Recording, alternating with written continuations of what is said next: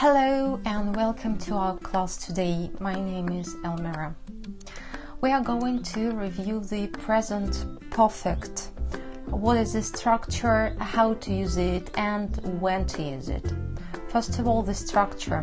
As usual, you need the subject, auxiliary verbs, and the main verb in the past participle. The auxiliary verbs in the present perfect are have or has. Have for I, you, we, they, and has for she, he, it. So look at the scheme again, the structure. The past participle is the third form of irregular verbs. For example, write, wrote, and written. It is the past participle and you need to use this form in the present perfect. When the verb is regular, you just add ed to the infinitive. For example, watch, watched. The past participle is watched. Let's look once again at the structure. Subject, have a has plus the past participle.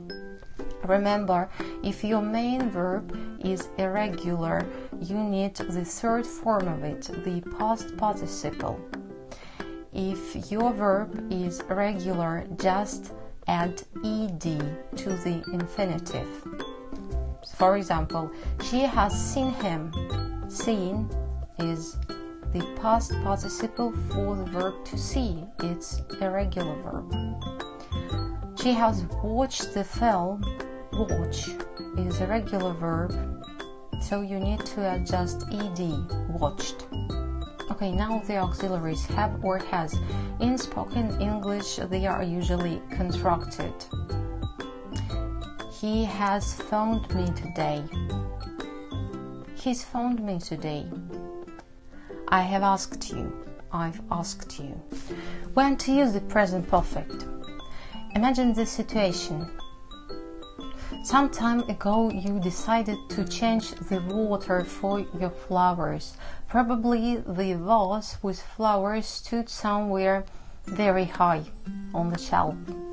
So you took the ladder and you climbed up, you took the vase, but the vase was so heavy and you, the ladder, the vase, the flowers, the water, the shelf, everything just fell down on the floor. And you see now everything's on the floor. And also you see that the vase broke. Now it is broken. So you've broken the vase. You have broken the vase. Instead of describing the whole situation, you can say just, I've broken the vase, and it will be clear that it is the result of your previous actions. Use the present perfect to speak about the results of your past experience that you have now in the present. Another thing that helps you to understand when to use the present perfect is the time period. The tense is called the present perfect. It means that it describes the present actual situations. And here we can speak about unfinished time. Today, this morning, this year, this week, this month. I haven't seen him today. Have you traveled this year? Compare it to finished period, to finished time. Yesterday, last Monday, in 2003. When the time is finished, you need to use the past simple. I was born in 1991. I played this game when I went to school. Now a brief quiz. I'm going to tell you a period and you say if it's finished or unfinished. Okay? So 3 years ago. Finished. This week. Unfinished. On the 23rd of July. Finished. Yesterday. Finished. Today. Unfinished. this afternoon. Unfinished. When I was a child. Finished.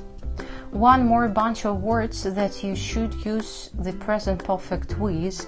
We can call them signal words because when you have them in the sentence or you want to use them, you understand.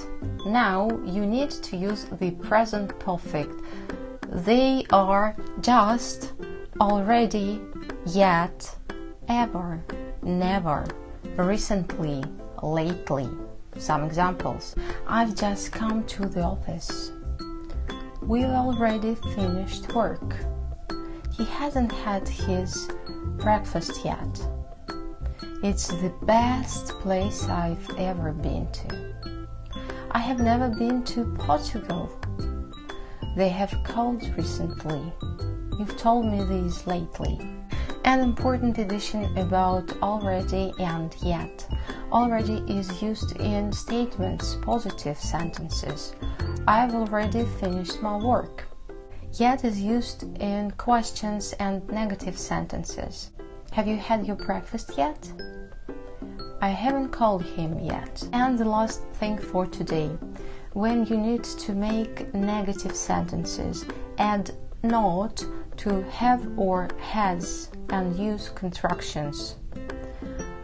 I haven't seen him today. He hasn't come today. To make a question, follow the usual structure for questions. First, auxiliary, subject, and the main verb. Have you written a letter yet? Has she bought a new house? Now time for practice. Do the quiz and use the cheat sheet if necessary. See you next time.